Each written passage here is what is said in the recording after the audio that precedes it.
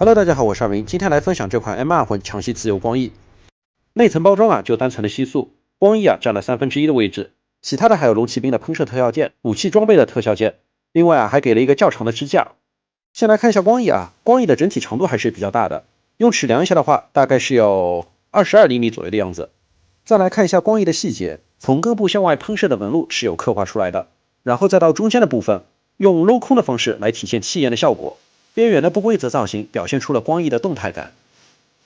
光翼的颜色是从紫色到蓝色再到紫色所呈现出的渐变色，颜色整体的过渡还是很自然的，而且颜色都是透明的，带有雾面效果。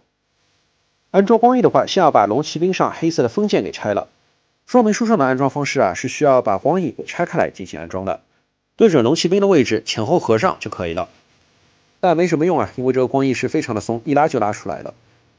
那这款光翼其实直接安装上去就可以了，但我感觉光翼设计是有点缺陷的。可以看到这几个孔位在光翼上是没有任何装位的，所以导致这款光翼安装上去之后是非常的松。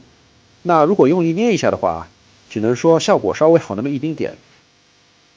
那么现在是4片光翼全都装好了，尺寸呢是非常的大，手机屏幕是放不下。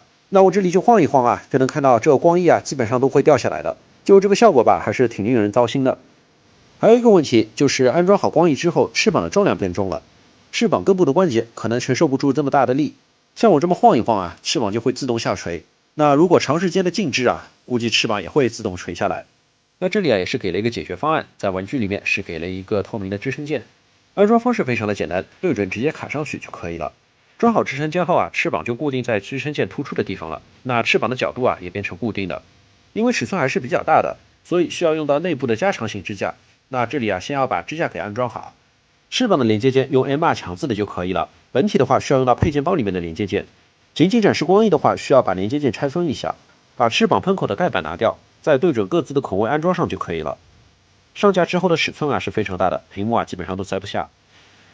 最后说一下特效件，绿色短的是龙骑兵的特效件，而绿色长的是光枪的特效件，还是很好区分的。安装方式非常简单，直接插上去就好了。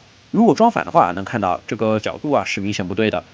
另外呢，可以根据自己的喜好安装这个浮游炮的尾焰特效件，需要搭配 M2 强字龙骑兵释放特效件来使用。把特效件的头端全部拆掉，然后把尾焰特效件安装上去就可以了。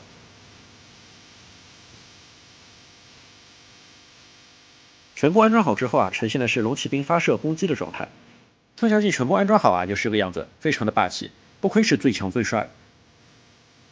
从地台到光翼的高度有40多厘米，入柜的话，柜子至少要做到45厘米。另外可惜的就是磁轨炮特效件做的太敷衍了，完全就是换色。至于光翼太松的问题，要么光翼左右合的时候捏死，要么就是安装到龙骑兵上的时候用来凝胶。好了，那这期视频就到这里，感谢观看，下期视频再见，拜拜。